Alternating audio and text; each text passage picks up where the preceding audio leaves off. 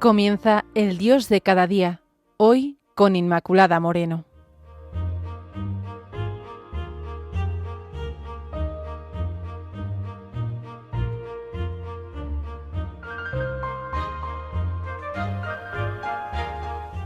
Queridos amigos de Radio María, bienvenidos al espacio El Dios de cada día.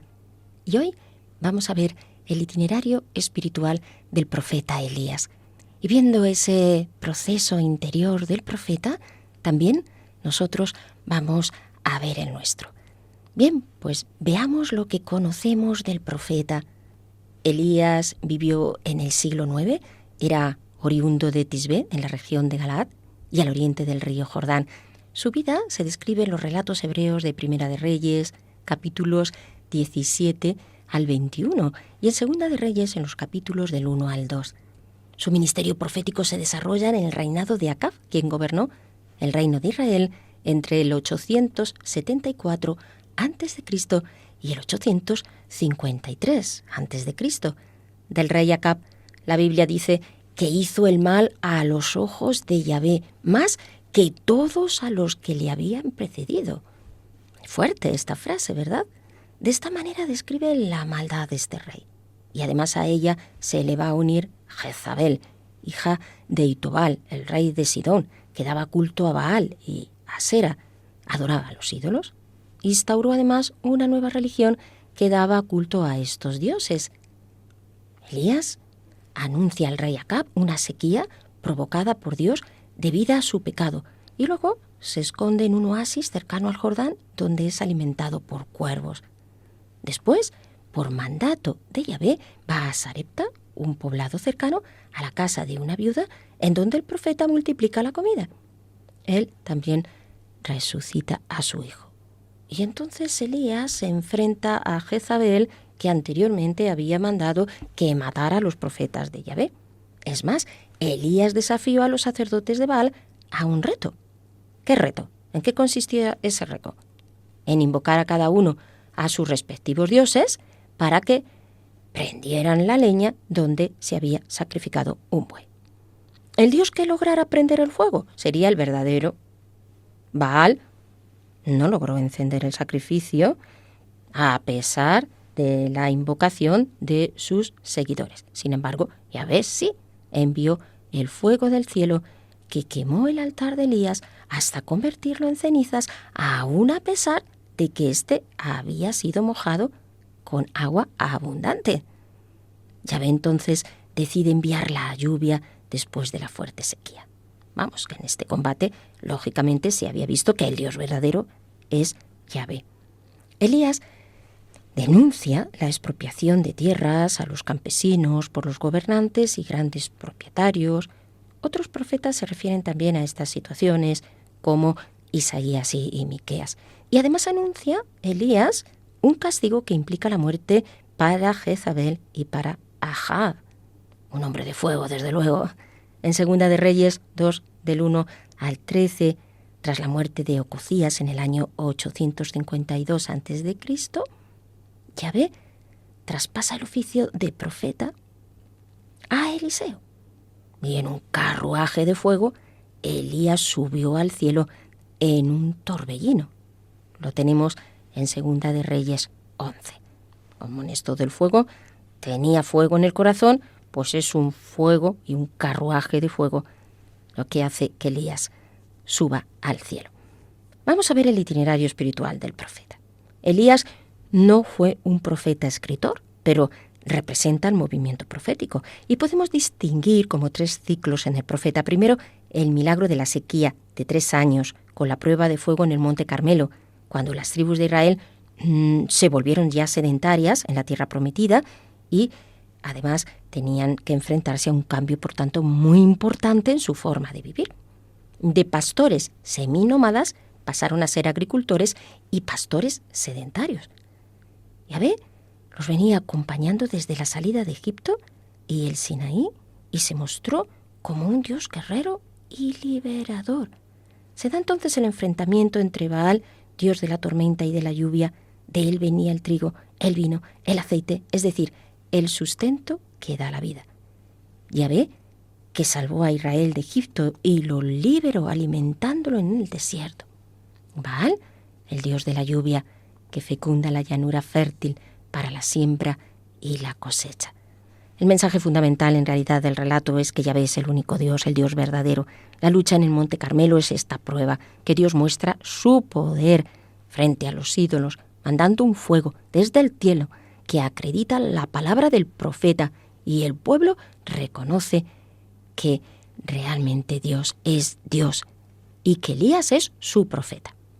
Un segundo ciclo es el de la viña de Nabot, en Primera de Reyes 21, que tiene por función denunciar la corrupción total del pueblo y de sus instituciones. No se trata de un caso aislado, emblemático.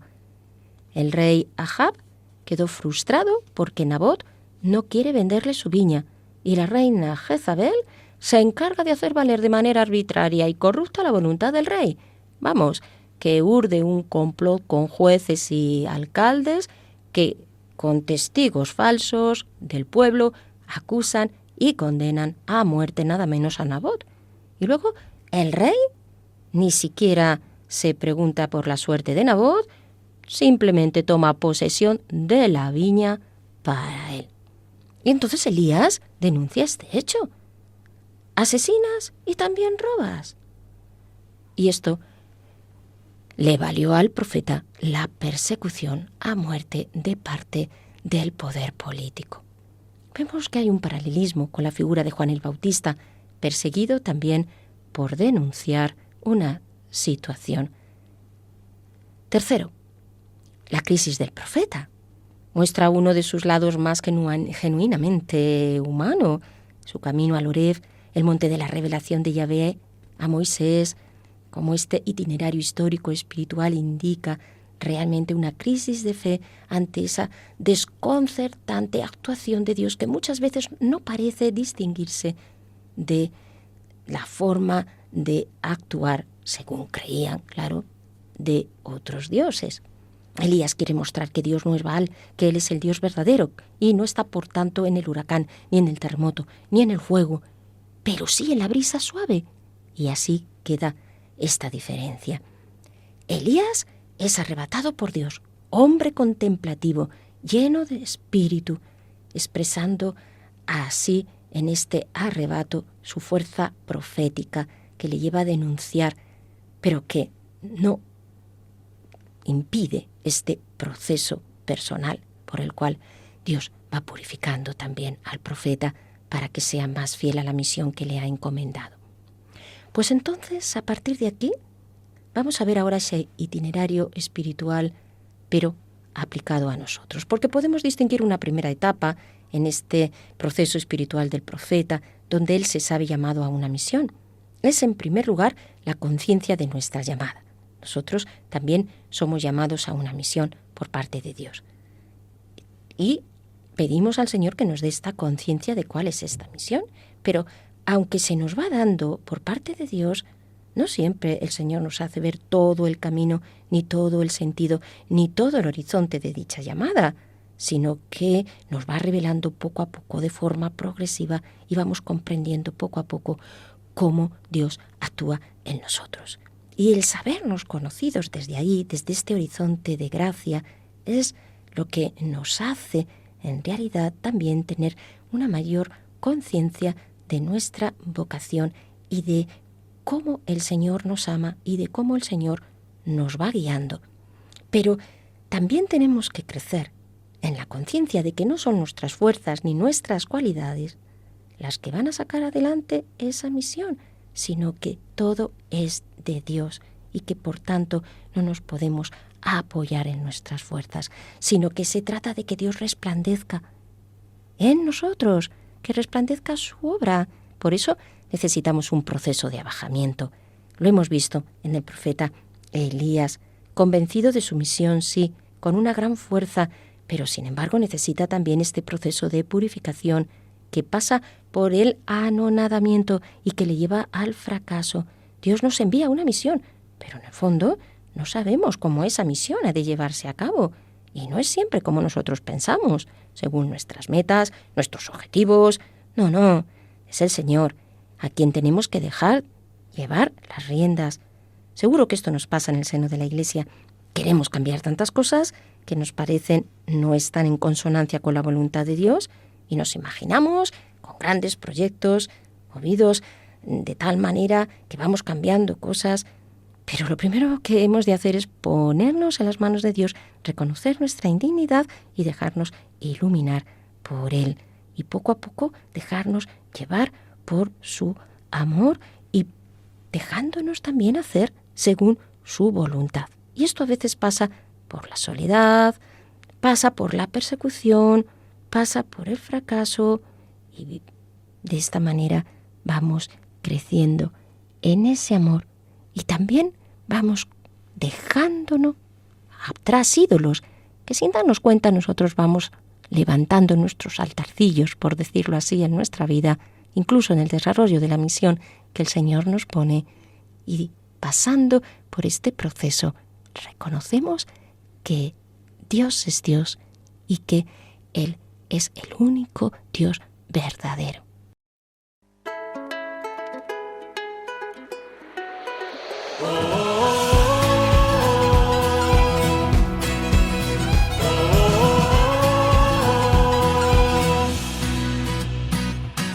Amados míos, no tengáis miedo, os bautizaré con ardiente fuego.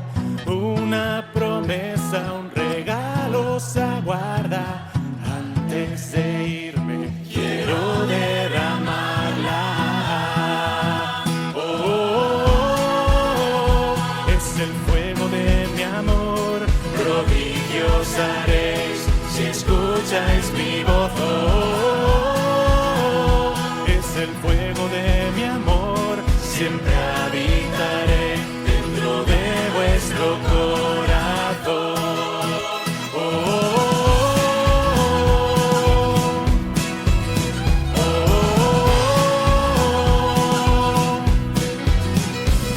Recibe el poder de mi Espíritu Santo, lo envío en mi nombre desde lo alto. Anuncia la dicha, difunde la nueva, serás mi testigo allá donde quiera. Es el fuego de mi amor, prodigios haréis si escucháis mi voz. Es el fuego de mi amor, siempre habitaré dentro de vuestro corazón. Recibe el poder. Recibe el poder. Recibe el poder de mi espíritu, de mi espíritu. Recibe el poder. Recibe el poder. Recibe el poder de mi espíritu, de mi espíritu, de mi espíritu.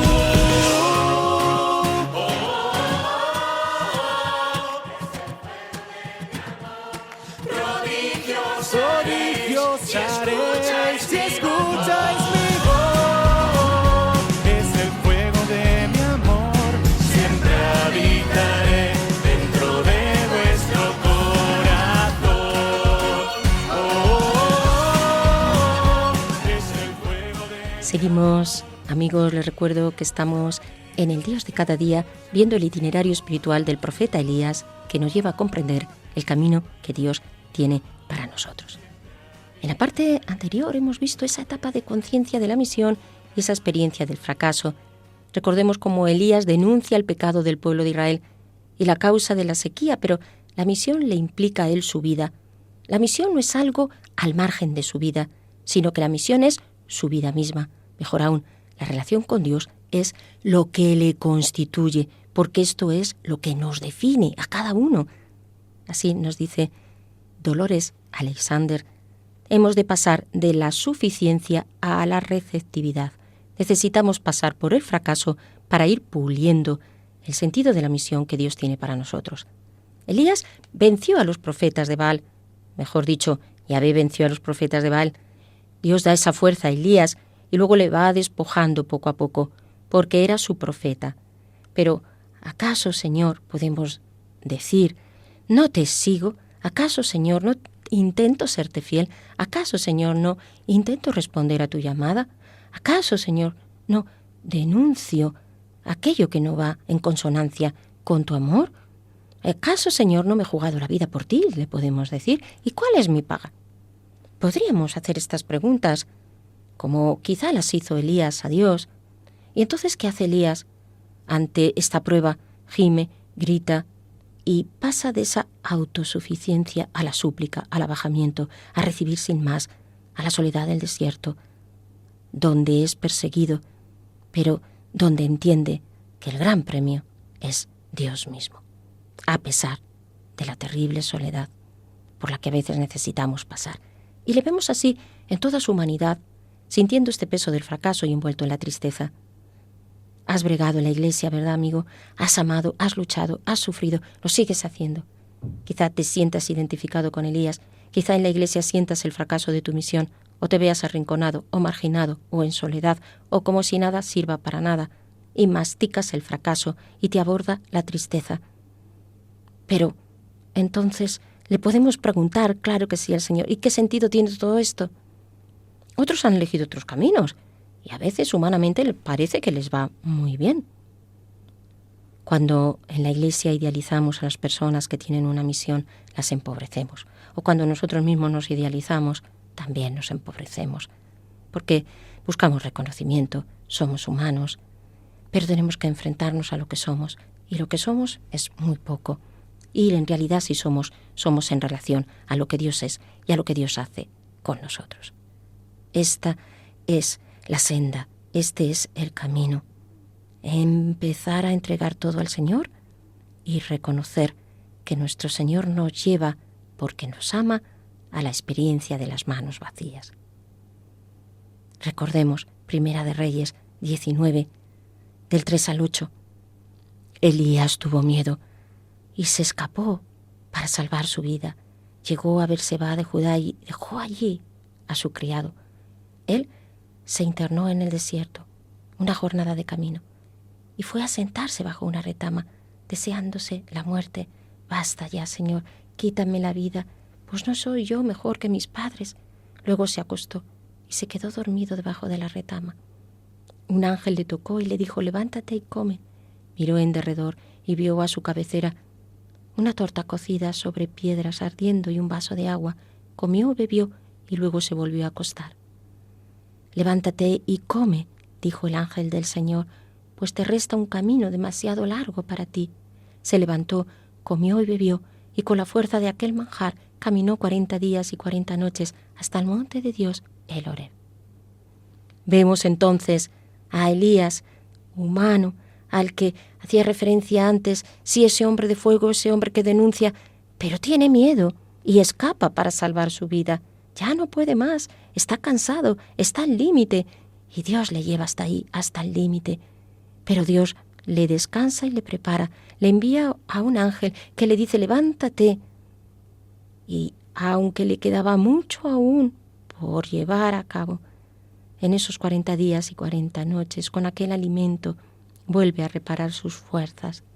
Era el cambio que se estaba produciendo en Elías en relación a su misión.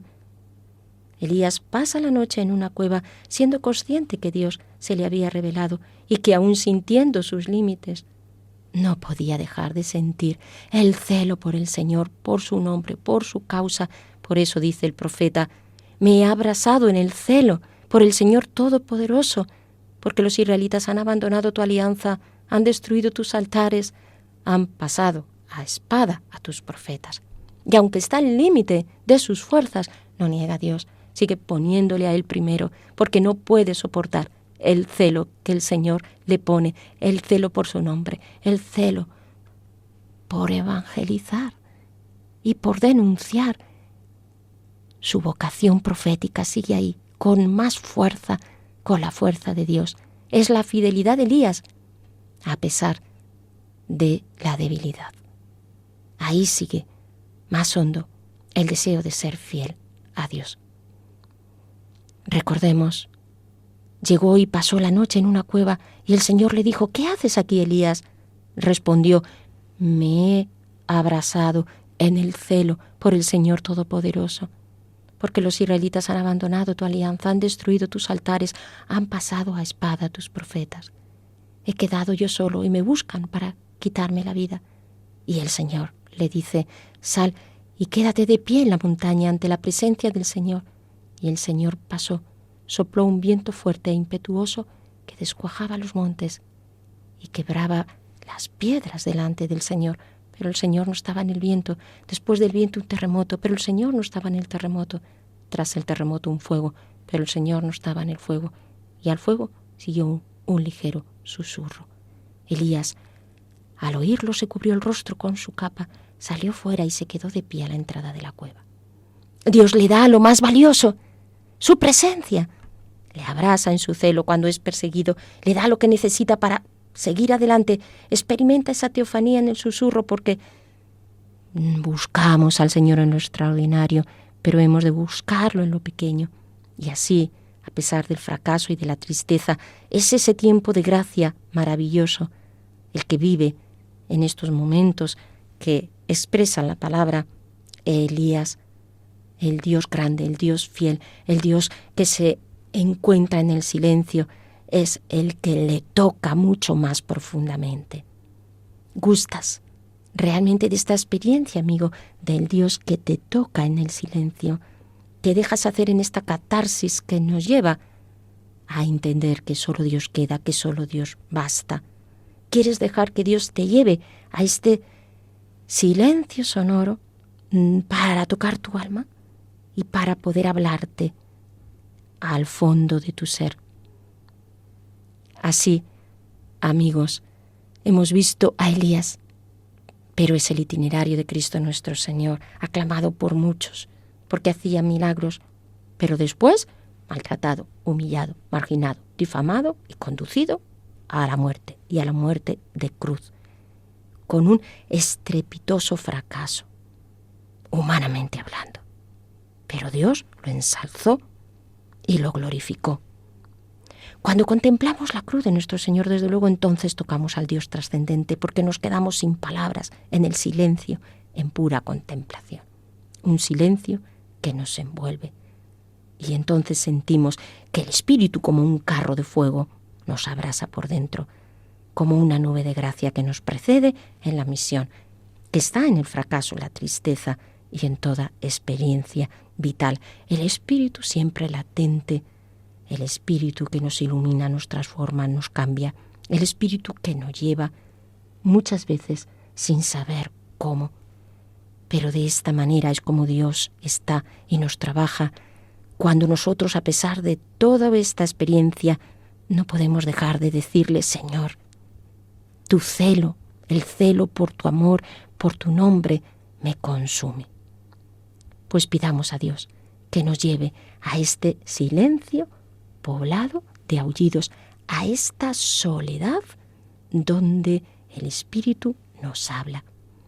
Deja que el Espíritu mueva tu vida y te vaya llevando más hondo, en medio del fracaso y la tristeza, al límite de tus fuerzas, al silencio, donde Dios trabaja en tu alma y cuando la presencia del Espíritu te arrebate. Pues, queridos amigos, así terminamos el programa de hoy. Hemos visto al profeta Elías en ese itinerario espiritual que le lleva desde la conciencia de su misión a la experiencia del fracaso, pasando por la tristeza, la experiencia de los límites, al encuentro con Dios en el silencio. Pueden establecer contacto con nosotros a través del correo eldiosdecadadia36@radiomaria.es y pueden escuchar el podcast en la página web de Radio María.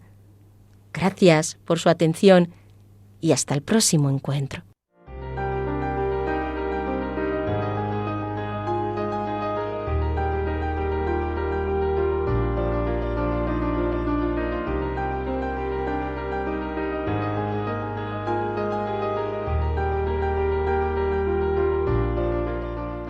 Así finaliza en Radio María El Dios de cada día, hoy con Inmaculada Moreno.